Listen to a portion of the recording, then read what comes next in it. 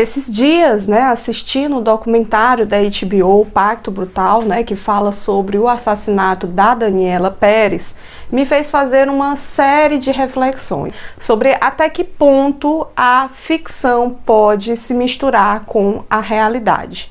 Eu tô falando isso porque é costumeiro a gente notar a confusão que existe na cabeça do telespectador, né, que está assistindo não só aquela novela, mas um filme, um seriado, uma obra de ficção, se encantar com aquela história a ponto de pensar que aquelas pessoas lá fora, né, do seu trabalho também podem se comportar da mesma forma que o personagem que está sendo ali interpretado por ele, né? Isso acontece desde os anos 70, né, onde as novelas se tornaram muito populares, né, se consolidaram, na verdade, como uma mercadoria de massa, né? E ainda hoje as pessoas, né, a gente pensa que é algo que ficou no passado, mas ainda hoje as pessoas ainda confundem, né? Quantas vezes não vimos depoimentos de atrizes, né, que interpretavam vilãs em novelas e que não podiam sair de casa com medo de sofrer alguma violência por parte do público, né?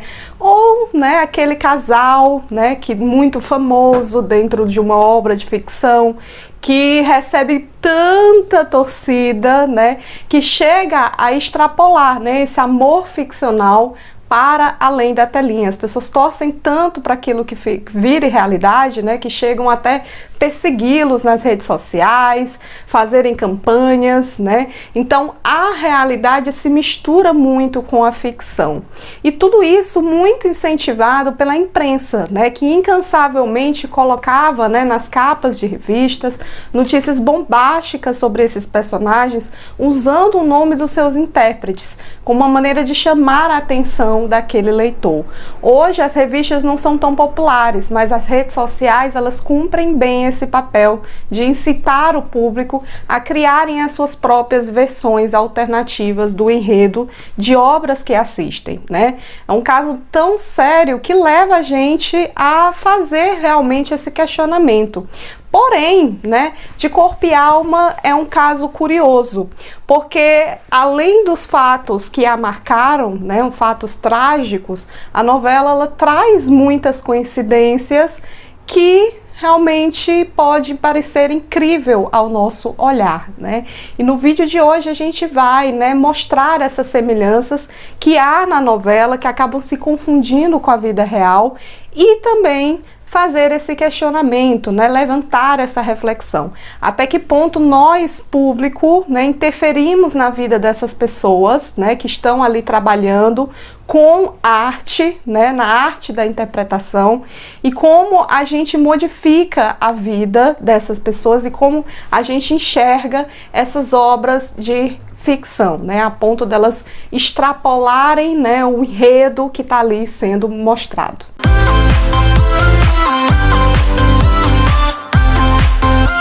E não existe novela que traga, né, na nossa teledramaturgia um exemplo onde a ficção se mistura a tal ponto que a realidade, que tem ali diversas coincidências que se tornam macabras, né? Já iniciando pela abertura. Se a gente for fazer uma comparação, né, a abertura de Corpo e Alma é muito triste, gente. Parece até que vai fazer ali uma previsão de tudo que vai acontecer, né, da maneira como a novela foi marcada, né? Inclusive a novela anterior, né, Pedra sobre Pedra, já traz um outro tom, né, uma novela muito mais alegre, muito mais energizante, e a gente já sente esse impacto logo de cara, né, porque o tema já é bastante melancólico, né? E a forma como também foi escolhida, a maneira como a abertura ia ser feita também é algo muito incrível, né? Porque nós temos ali uma relação muito próxima entre o físico e o espiritual, né? Porque a palavra corpo, ela é soletrada em meio a quadros com elementos da natureza e de forma quase metafísica. Uma luz muito brilhante acompanha as imagens até que encontra um ponto em comum, né? E esse ponto explode. É como se fosse uma forma de dizer, né, que o corpo e a alma finalmente se fundem. O logotipo da novela, né, e a palavra alma passa por dentro da palavra corpo. E isso parece um sinal mesmo premeditório de tudo que iria ser, né, a novela, de tudo que ela iria significar. Além da abertura, nós temos outros acontecimentos dentro da novela que se tornam bastante incríveis, né? Por exemplo, já começa no capítulo 2, quando nós temos o casamento da Paloma, né, Cristiane Oliveira, que interpretava a protagonista da novela, que acaba esse casamento não acontecendo e vira um grande desastre, né? Ela sai lá desnorteada e é amparada pela irmã dela, né, que é a Yasmin, interpretada pela Daniela Pérez. As duas então estão numa estrada escura, deserta, isso aí já sabe que não vai dar muito bem, né? E ainda mais no meio da noite. E aí elas avistam, né, um ônibus pirata que começa a se aproximar. Então a Yasmin, ela vai para o acostamento e faz um sinal desesperado para o ônibus parar. O ônibus para e o motorista, muito nervoso, diz as seguintes palavras, abre aspas: "Menina, que susto! Achei que você fosse um fantasma." Yasmin, né, era vivida pela Daniela Pérez e o motorista se chamava Bira. E o nome do seu intérprete era Guilherme de Pádua. Coisas assim, né, iria se repetir pela frente. Até parecia que a Yasmin estava destinada à tragédia. Na edição de 17 de novembro de 1992, a autora da novela, mãe da Daniela Pérez, a Glória Pérez, afirma que a Yasmin sofreria um acidente de ônibus.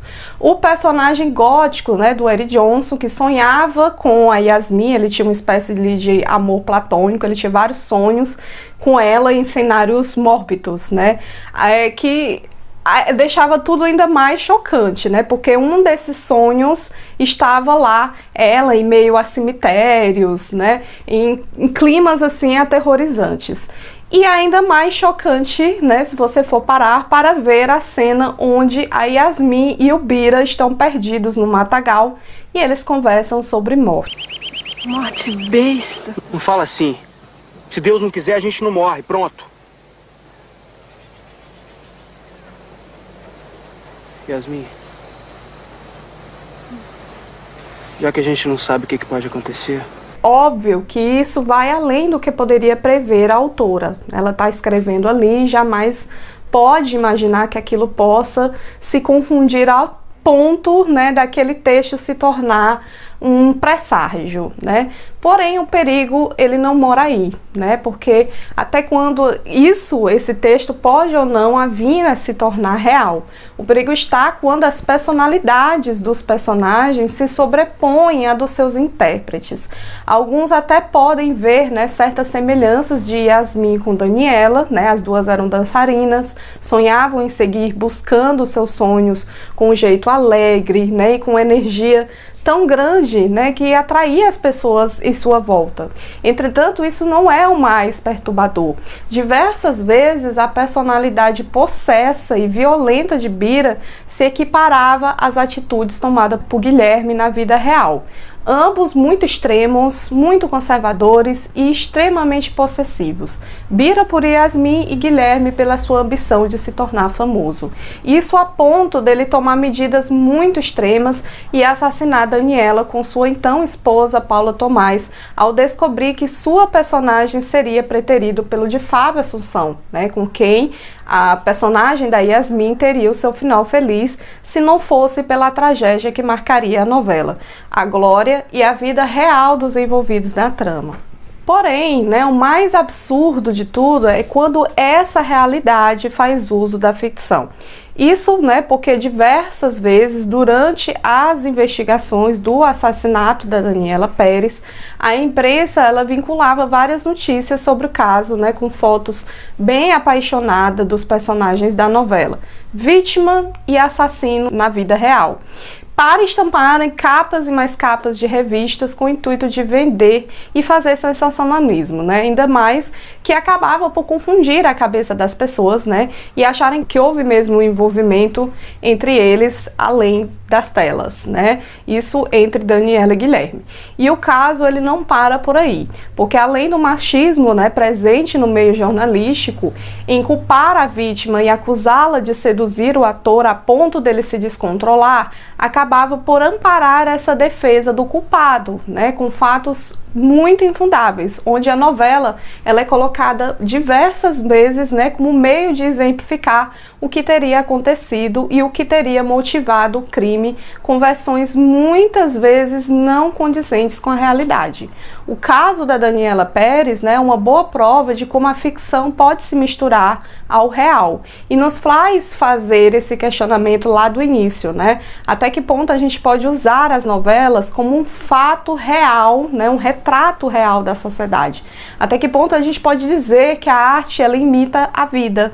A resposta é que não devemos confundir as coisas. A novela, ela é e sempre será uma obra de ficção e que pode ou não fazer o uso da realidade. Porém, nunca será uma imagem fiel desta e nem deve ser levada como tal. A novela ela tem que ser vista como um entretenimento e também como meio de elevar a nossa consciência crítica. Não mais do que isso. Porém, de corpo e alma, não tinha só coisas ruins, né? Muita coisa da ficção ajudou a melhorar a realidade.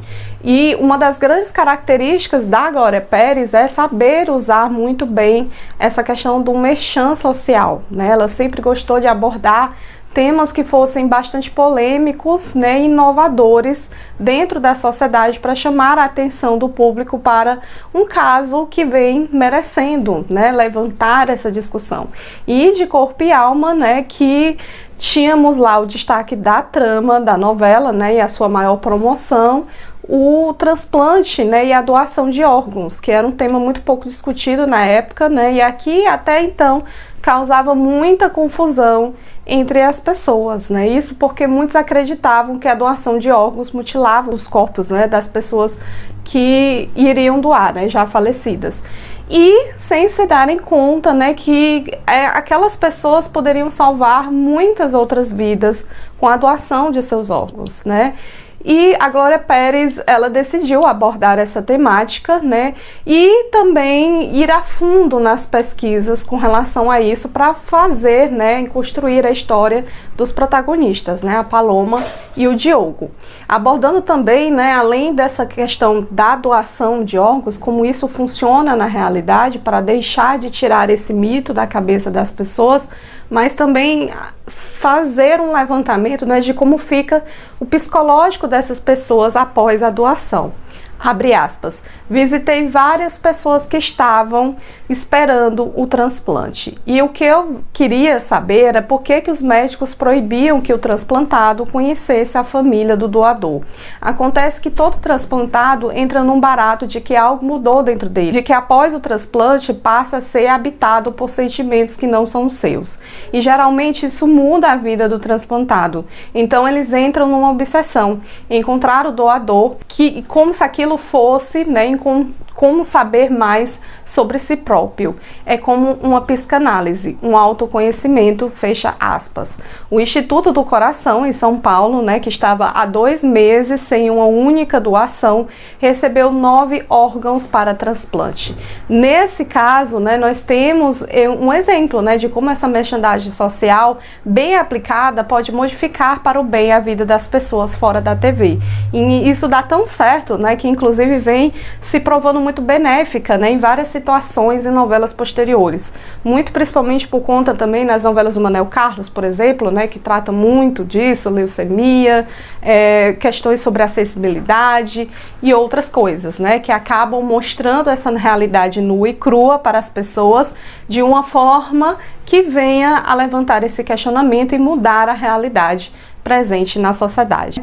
Então, o que é que você acha a respeito disso? Vamos falar um pouco sobre o impacto da TV na vida das pessoas, né? Como você vê as novelas quando você está assistindo? Você acredita que ela influencia sim a vida das pessoas aqui fora e que de alguma forma a gente também influencia as coisas, a produção, né, dentro dessas obras ficcionais? Como a novela deve ser vista pelo telespectador? comenta aí nos comentários, tá certo? Também não deixa de dar o seu like nesse vídeo, se inscrever no canal, ativar as notificações, tá? Porque muita gente se inscreve e não ativa as notificações e não é lembrado quando sai um vídeo novo por aqui, certo? Me segue também nas redes sociais, né? É importante que você leve esse vídeo para outras pessoas, compartilhe nas redes sociais e me visita lá também, porque você vai se manter bem atualizado de tudo de novo que acontece por aqui. Nós temos Twitter, nós temos Instagram, nós temos Facebook, tá? E me segue principalmente no Instagram, @IsabelleSoares23, porque lá a gente produz vídeos exclusivos, tá certo? Então, quando não tem nada por aqui no YouTube, vai com certeza ter alguma coisa nova no Instagram, tá certo? Vai ser um prazer em tê-los por lá também. E até a próxima. Beijos, tchau!